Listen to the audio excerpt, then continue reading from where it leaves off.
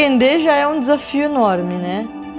Quando a gente empreende com um tópico que é um tabu, ele se duplica o tamanho da dificuldade. Acho que mais de 50% das mulheres que não têm uma boa relação com a menstruação, é esse cenário que a gente quer mudar.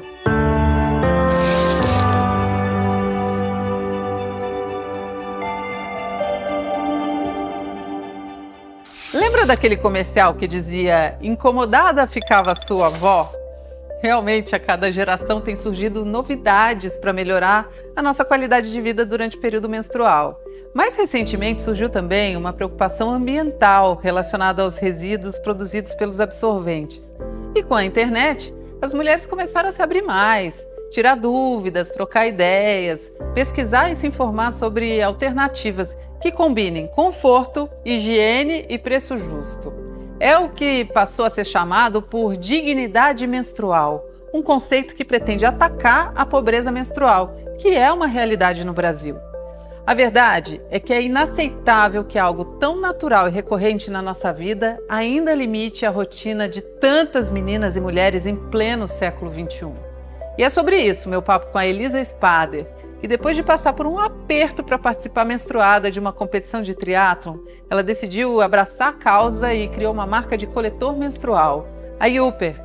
Mais do que o produto, o que a startup dela faz é disseminar informação, desmistificar a menstruação e promover uma mudança de hábito. E olha, isso pode servir como inspiração para quem empreende em qualquer área.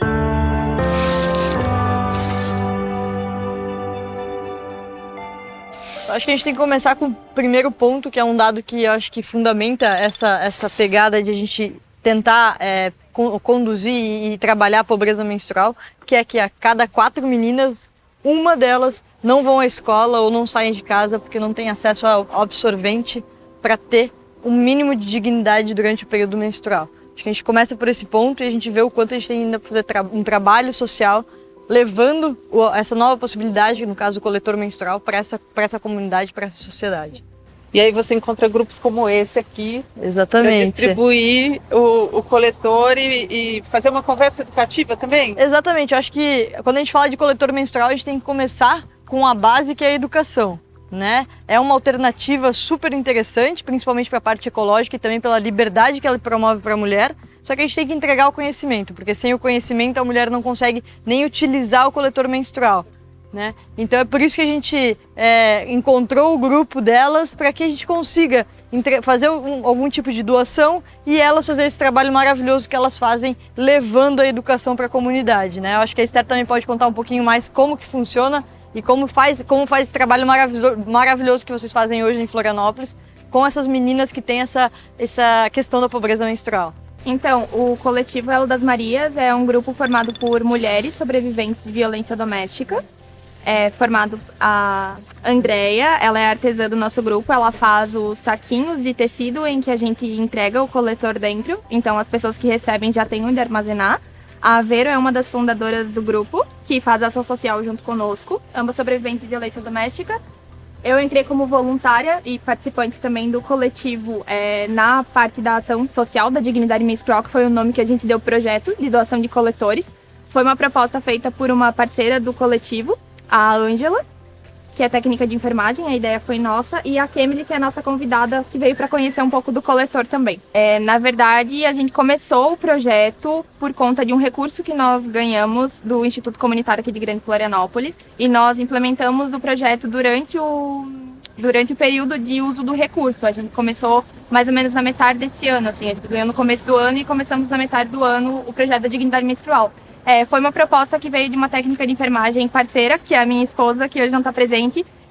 Ela veio com a ideia por conta da situação das meninas que não têm, das pessoas que menstruam no geral, que não são só meninas, que não têm acesso à higiene básica aqui em Florianópolis. Isso não atinge somente adolescentes ou pessoas até 18 anos, é uma questão de pessoas de maior idade também. Então a gente fez algumas pesquisas, conversou com algumas pessoas, mapeou as comunidades aqui de Grande Florianópolis, mas principalmente da ilha, por conta de onde a gente reside, da maioria das participantes do grupo.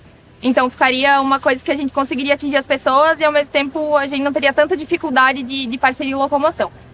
A questão da dignidade menstrual foi um nome, de certa forma, genérico que a gente encontrou, mas é um nome muito forte também porque ele representa o que as pessoas precisam, que é direito de todo mundo, que é acesso a uma higiene básica, a uma saúde de qualidade, minimamente de qualidade, que por conta de diversos fatores muitas pessoas não têm acesso.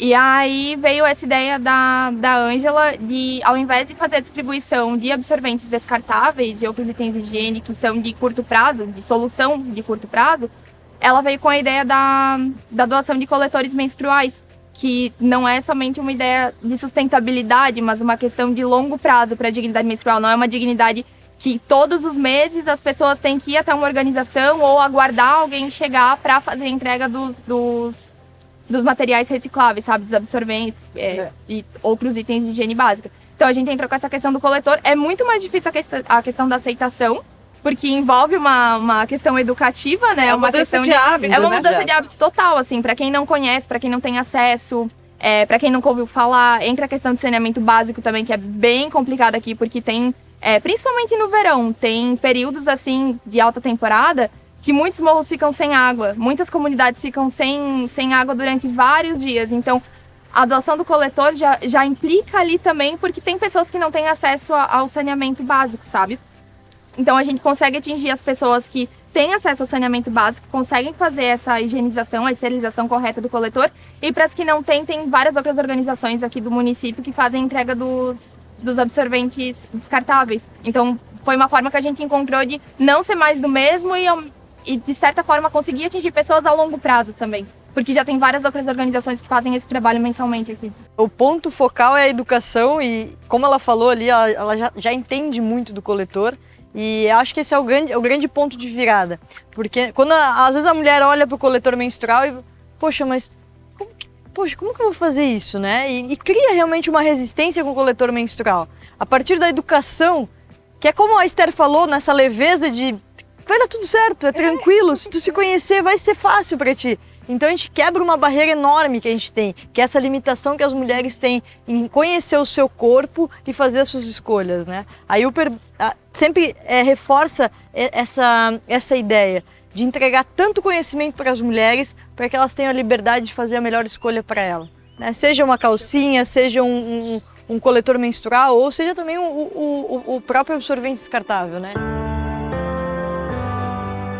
Empreender já é um desafio enorme, né? Quando a gente empreende com um tópico que é um tabu, ele se duplica o tamanho da dificuldade, né? A gente tem até um fato que é super interessante, que a gente teve uma dificuldade com a parte de anúncios pelas palavras que a gente utilizava. Então, a palavra menstruação, ela tem uma certa resistência, censura. Exatamente, censura. A parte sexo é uma palavra que não pode ser citada. Então a gente sofre esse grande desafio também, a forma de comunicar com essas palavras, mas de uma maneira que também a parte de anúncio seja aceita, né? Então a gente teve essa dificuldade. Os algoritmos dos anunciantes, Facebook, eles não bloqueiam? Exatamente.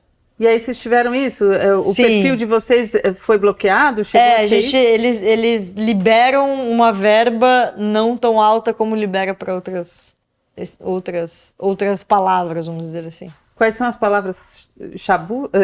Tabus? Tabus. Chaves, tabus. Menstruação, sexo. Essas duas palavras são as mais fortes, assim, que realmente sofrem uma limitação. E você chegou a participar de rodada de negócio ou de pitch que vocês tivessem que apresentar a ideia? A gente participou da rodada, eu não chamo, talvez não seja uma rodada de investimento, não deixou de ser. A gente teve um pitch, a gente apresentou para esses investidores, né? Então a gente abriu para algumas pessoas que se interessaram, a gente fez a apresentação para essas pessoas e em uma semana a gente captou o dinheiro todo que a gente tinha aberto para captação. Então foi algo bem rápido, que nos surpreendeu bastante, porque em uma semana tu conquistar o valor que tu tinha almejado, então realmente foi uma alegria muito grande pra gente, acho que uma parte de gratidão, né, realmente, que a gente desenvolveu, foi um período longo pra gente desenvolver a ideia, o projeto, e a gente em uma semana fechar o que a gente almejava de captação, então realmente foi um retorno bem significativo. Então vocês não sofreram com descrédito das pessoas de investidores que falam, não entendem, não se sensibilizam, não têm empatia?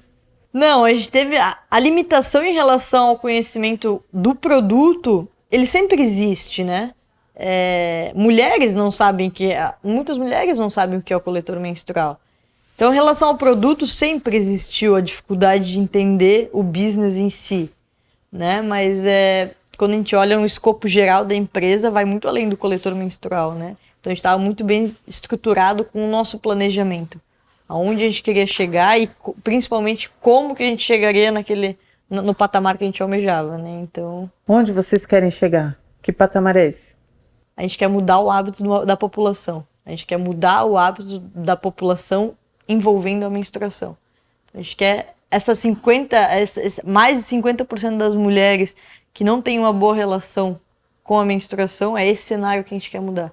A gente quer que todas as mulheres tenham uma boa relação com a sua menstruação, independente do método que ela utiliza para coletar o sangue.